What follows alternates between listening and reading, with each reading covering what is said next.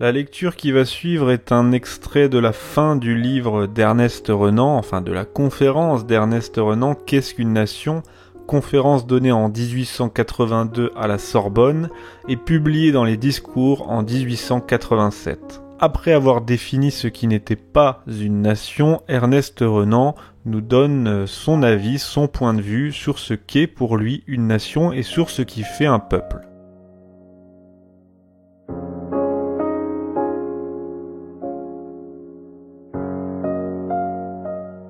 Une nation est une âme, un principe spirituel, deux choses qui, à vrai dire, n'en font qu'une, constituent cette âme, ce principe spirituel. L'une est dans le passé, l'autre dans le présent.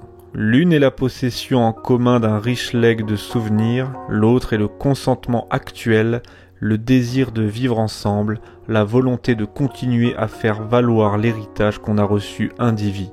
L'homme, messieurs, ne s'improvise pas. La nation, comme l'individu, est l'aboutissement d'un long passé d'efforts, de sacrifices et de dévouement. Le culte des ancêtres est de tous le plus légitime. Les ancêtres nous ont fait ce que nous sommes, un passé héroïque des grands hommes, de la gloire, j'entends de la véritable, voilà le capital social sur lequel on assied une idée nationale. Avoir des gloires communes dans le passé, une volonté commune dans le présent, avoir fait de grandes choses ensemble, vouloir en faire encore, voilà les conditions essentielles pour être un peuple. On aime en proportion des sacrifices qu'on a consentis, des maux qu'on a soufferts. On aime la maison qu'on a bâtie et qu'on transmet. Le chant spartiate, nous sommes ce que vous fûtes, nous serons ce que vous êtes, est dans sa simplicité l'hymne abrégé de toute patrie.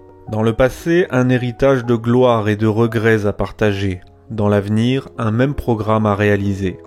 Avoir souffert, joui, espéré ensemble, voilà ce qui vaut mieux que des douanes communes et des frontières conformes aux idées stratégiques. Voilà ce que l'on comprend malgré les diversités de races et de langues. Je disais tout à l'heure avoir souffert ensemble. Oui, la souffrance en commun unit plus que la joie. En fait de souvenirs nationaux, les deuils valent mieux que les triomphes car ils imposent des devoirs, ils commandent l'effort en commun. Une nation est donc une grande solidarité, constituée par le sentiment des sacrifices qu'on a faits et de ceux qu'on est disposé à faire encore. Elle suppose un passé, elle se résume pourtant dans le présent par un fait tangible, le consentement, le désir clairement exprimé de continuer la vie commune. L'existence d'une nation est, pardonnez-moi cette métaphore, un plébiscite de tous les jours, comme l'existence de l'individu est une affirmation perpétuelle de vie. Oh, je le sais, cela est moins métaphysique que le droit divin, moins brutal que le droit prétendu historique. Dans l'ordre d'idées que je vous soumets, une nation n'a pas plus qu'un roi le droit de dire à une province « Tu m'appartiens, je te prends ». Une province, pour nous, ce sont ses habitants. Si quelqu'un en cette affaire a droit d'être consulté, c'est l'habitant. Une nation n'a jamais un véritable intérêt à s'annexer ou à retenir un pays malgré lui. Le vœu des nations est en définitive le seul critérium légitime, celui auquel il faut toujours en revenir. Nous avons chassé de la politique les abstractions métaphysiques et théologiques. Que reste-t-il après cela ? Il reste l'homme, ses désirs, ses besoins. La sécession, me direz-vous, et à la longue, l'émiettement des nations sont la conséquence d'un système qui met ces vieux organismes à la merci de volontés souvent peu éclairées. Il est clair qu'en pareille matière, aucun principe ne doit être poussé à l'excès. Les vérités de cet ordre ne sont applicables que dans leur ensemble et d'une façon très générale. Les volontés humaines changent, mais qu'est-ce qui ne change pas ici-bas ? Les nations ne sont pas quelque chose d'éternel, elles ont commencé, elles finiront.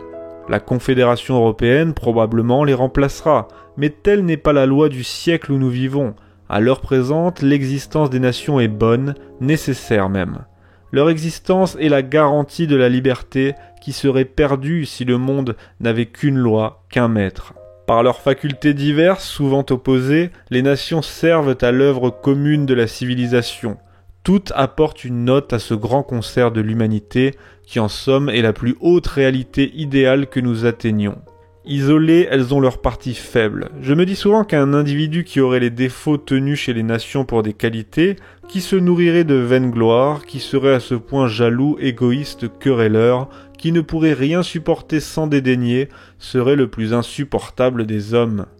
Mais toutes ces dissonances de détails disparaissent dans l'ensemble. Pauvre humanité, que tu as souffert, que d'épreuves t'attendent encore. Puisse l'esprit de sagesse te guider pour te préserver des innombrables dangers dont ta route est semée. Je me résume, messieurs. L'homme n'est ni esclave de sa race, ni de sa langue, ni de sa religion, ni du cours des fleuves, ni la direction des chaînes de montagnes. Une grande agrégation d'hommes saines d'esprit et chaudes de cœur crée une conscience morale qui s'appelle une nation.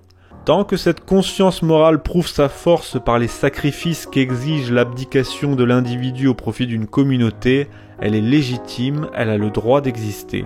Si des doutes s'élèvent sur ces frontières, consultez les populations disputées. Elles ont bien le droit d'avoir un avis dans la question. Voilà qui fera sourire les transcendants de la politique, ces infaillibles qui passent leur vie à se tromper et qui, du haut de leurs principes supérieurs, prennent en pitié notre terre-à-terre. Consulter les populations, fi donc, quelle naïveté, voilà bien des chétives idées françaises qui prétendent remplacer la diplomatie et la guerre par des moyens d'une simplicité enfantine. Attendons, messieurs, laissons passer le règne des transcendants, sachons subir le dédain des forts.